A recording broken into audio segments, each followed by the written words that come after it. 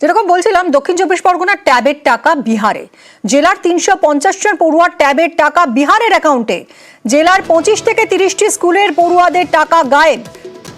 বিশ্বজিৎ হালদার আমাদের প্রতিনিধির সঙ্গে কথা বলবো। বিশ্বজিৎ, এখানেও বিহার যোগ উঠে আসছে?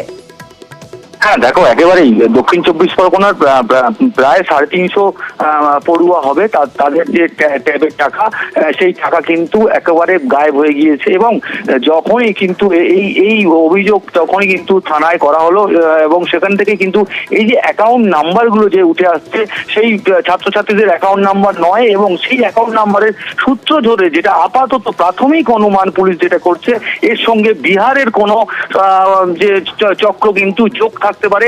একেবারেই সেইভাবেই কিন্তু এবং জেলা শাসকের তরফ থেকে একদম প্রতিটা স্কুলগুলিকে কিন্তু থানার যে স্থানীয় যে থানা রয়েছে, সেই থানাকে কিন্তু অভিযোগ দায়ের করার কথা বলা হয়েছে। ইতিমধ্যে সাগরের যে মহেন্দ্রগঞ্জ স্কুলের পক্ষ থেকে কিন্তু থানায় অভিযোগ, সাগর থানায় লিখিত অভিযোগ দায়ের হয়েছে। ইতিমধ্যেই কিন্তু সুন্দরবন পুলিশ জেলার পক্ষ থেকে কিন্তু একটা তদন্ত কমিটি তৈরি করা হয়েছে। সেই তদন্ত টিম কিন্তু অলরেডি গঠন হয়ে গিয়েছে এবং তারা কিন্তু তদন্ত প্রক্রিয়া শুরু করে ফেলেছে। এবং শুধু তাই নয়, পাথর প্রতিমা, সাগর, কাকদ্বীপ, গোসাবা, কুলতলি, বজবজ, এমনকি সোনারপুর, এরকম মিলিয়ে প্রায় 25 থেকে 30টি স্কুলের পড়ুয়ারা কিন্তু এই ট্যাবের টাকা থেকে এখনো পর্যন্ত কিন্তু বঞ্চিত, এবং পুলিশ কিন্তু তদন্ত শুরু করেছে। আরো স্পষ্ট হচ্ছে। অনেক ধন্যবাদ বিশ্বজিৎ। 261 জন ছাত্রছাত্রী আছে, তার মধ্যে 31 জন ছাত্রছাত্রীর টাকা মানে একটা অনামী বা বেনামী অ্যাকাউন্টে চলে গেছে। পুজোর আগে ওরা টাকা ছেড়েছে, এবং পুজো ছুটির পরে যখন ওরা টাকা অ্যাকাউন্টে ঢুকছে না, তখন এরা এসে আমাদের স্কুলে এসে যোগাযোগ করে যে স্যার আমার অ্যাকাউন্টে টাকা ঢোকেনি। তখন আমরা বললাম যে কেন, আমরা তো সব পাঠিয়ে দিয়েছি, সমস্ত তথ্য দিয়ে কেন ঢোকেনি। তখন আমরা খুঁজতে গিয়ে মিলিয়ে দেখি একটু, তখন দেখা গেলো যে অ্যাকাউন্ট নাম্বারগুলো পুরো চেঞ্জ হয়ে গেছে।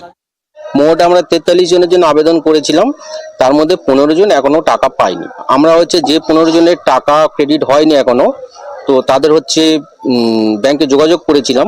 তো তার মধ্যে জানা গিয়েছে কিছু স্টুডেন্টের টাকা ক্রেডিট হয়নি অন্য কারণে, আর কিছু স্টুডেন্ট রং ক্রেডিট হয়েছে, মানে অ্যাকাউন্ট নাম্বার চেঞ্জ হয়েছে, সেই জন্য অন্য অ্যাকাউন্টে টাকা ঢুকে গেছে।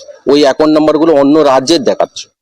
দক্ষিণ চব্বিশ পরগনা জেলায় 35টি স্কুলের প্রায় 350 জন ছাত্রছাত্রীর টাকা অন্য অ্যাকাউন্টে চলে গেছে। কিভাবে অন্যের অ্যাকাউন্টে চলে গেল, কোনো প্রধান শিক্ষক শিক্ষিকা ওই অ্যাকাউন্ট নাম্বারগুলো আপলোড করেননি। পোর্টাল দিনের বেলা কাজ করতো না, সার্ভার ডাউন থাকতো। কোনো জেলায় কোনো প্রধান শিক্ষক ডিআই এর নোটিশে বিষয়টাকে এনেছিলেন, কিন্তু তারা সার্ভার ডাউনের অজুহাতে এড়িয়ে গেছেন। এই এখন যেটা বলা হচ্ছে যে জামতারা সাইবার হ্যাকারসরাই কাজ করেছে, তাহলে পরে কেন প্রধান শিক্ষক শিক্ষিকাকে দায়ী করা হচ্ছে? এটা ভুল গল্প। এটা হয়ে গেছে রং ক্রেডিট আর নট ডিসবার্সমেন্ট। যেগুলো আমরা দিয়েছি স্টুডেন্টদের, সেটা আপনার 441টা হয়ে গেছে, আপনার ডিসবার্স হয়নি, মানে অ্যাকাউন্ট নাম্বার ভুলের জন্য। এগুলো আমরা আবার অ্যাকাউন্ট নাম্বারটা করে দিচ্ছি, কমপ্লাই করে আবার দিয়ে দিচ্ছি। আমাদের যেগুলো মিসিং ক্রেডিট রয়েছে আমরা সমস্ত রিকভারি করছি, মানে রং ক্রেডিট 0 হয়ে যাবে, আমরা সেটা রিকভারি করে নিচ্ছি, কোনো অসুবিধা নেই। আমাদের সাউথে সেরকম কোনো প্রবলেম নেই।